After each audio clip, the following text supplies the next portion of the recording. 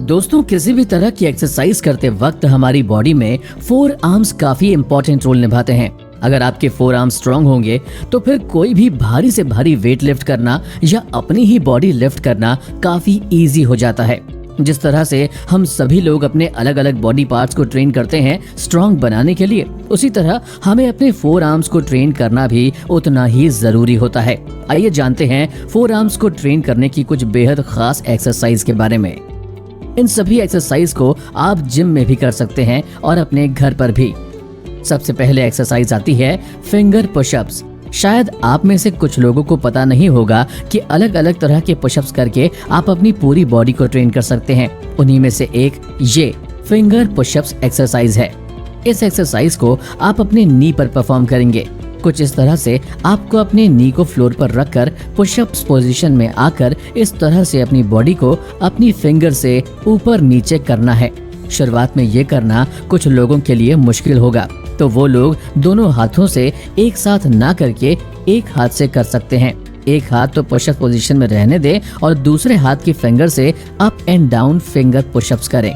पहले right hand से करें, फिर लेफ्ट हैंड से करें, फिर राइट हैंड से, फिर लेफ्ट से, और इसी तरह कंटिन्यू करें।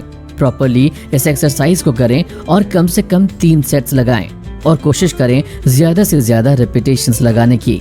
सेकेंड एक्सरसाइज हम परफॉर्म करेंगे प्रोनेशन एंड सुपनेशन मूवमेंट को। इस एक्सरसाइज को अगर आप जिम में करना चाहते हैं तो आप डंबल का यूज कर सकते हैं, और अगर आप घर पर करना चाहते हैं तो आप पानी की बोतल या ऐसी छोटी भारी चीज का यूज कर सकते हैं। डंबल को कोने से पकड़ने के बाद इसको राइट एंड लेफ्ट मूव करेंगे। इस तरह से 2-2 सेकंड के लिए होल्ड करेंगे। बहुत जल्दी इस एक्सरसाइज को परफॉर्म नहीं करना है। राइट मूव करेंगे तो 2 सेकंड होल्ड करेंगे, फिर इसी तरह लेफ्ट में भी 2 सेकंड होल्ड करेंगे। इसके भी आपको 3 सेट्स लगाने हैं, 15 से 20 रिपीटेशंस के। ये एक्सरसाइज हमारे फोर आर्म्स के लिए काफी बेनिफिशियल है, तो इसको ध्यान से और काफी अच्छे से परफॉर्म करना है आपको। इस एक्सरसाइज में हम किसी डंडे या किसी रॉड का इस्तेमाल करेंगे।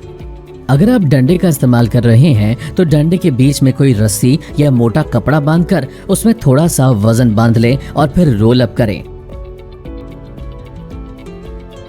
फिर इस तरह धीरे धीरे रिलीज करें। रॉड भारी होती है, इसलिए उसमें आपको वजन की जरूरत नहीं है शुरुआत में, लेकिन बाद में वजन ऐड करते जाना है। इसके भी आप 3 सेट्स लगा सकते हैं, 15 से 20 रिपीटेशंस के। इस एक्सरसाइज में आपको ज्यादा कुछ करने की जरूरत नहीं होती है, सिर्फ आपको इस एक्सरसाइज में वजन को होल्ड करके खड़ा रहना होता है। मेन चीज इसमें यह है कि आपको अपनी फिंगर की हेल्प से वेट को होल्ड करना होगा, तभी इसका स्ट्रेन आपके फोर आर्म्स पर आएगा। इस एक्सरसाइज के लिए आप घर पर किसी बॉक्स का यूज कर सकते हैं और जिम में किसी वेट प्लेट का यूज कर सकते हैं। क्योंकि इस एक्सरसाइज में कोई रिपीटेशंस नहीं है, इसलिए इस एक्सरसाइज को आप सेकंड्स के हिसाब से करेंगे और कम से कम 4 सेट्स लगाएंगे। जितनी आपकी कैपेसिटी हो उतने सेकंड्स तक होल्ड करें और धीरे धीरे टाइमिंग बढ़ाते रहें। इस एक्सरसाइज में हम अपनी रिस्ट की मूवमेंट को चेंज करेंगे और कुछ इस तरह से परफॉर्म करेंगे। इस एक्सरसाइज के लिए भी आप पानी की बोतल या फिर छोटे डंबल का इस्तेमाल कर सकते हैं। अपने हाथ को बिल्कुल स्ट्रेट लाइन में करने के बाद कुछ इस तरह से इस एक्सरसाइज को परफॉर्म करना है। अप करेंगे और 2 सेकंड के लिए होल्ड करेंगे, फिर डाउन करेंगे और 2 सेकंड के लिए होल्ड करेंगे। इसी तरह से करते जाना है, जल्दी जल्दी बिल्कुल नहीं करना है। 20 रिपीटेशंस इसके करें और 3 सेट्स लगाएं। इस एक्सरसाइज में आपको किसी इक्विपमेंट की जरूरत नहीं है। इस एक्सरसाइज को आप कहीं पर लटक कर परफॉर्म करेंगे।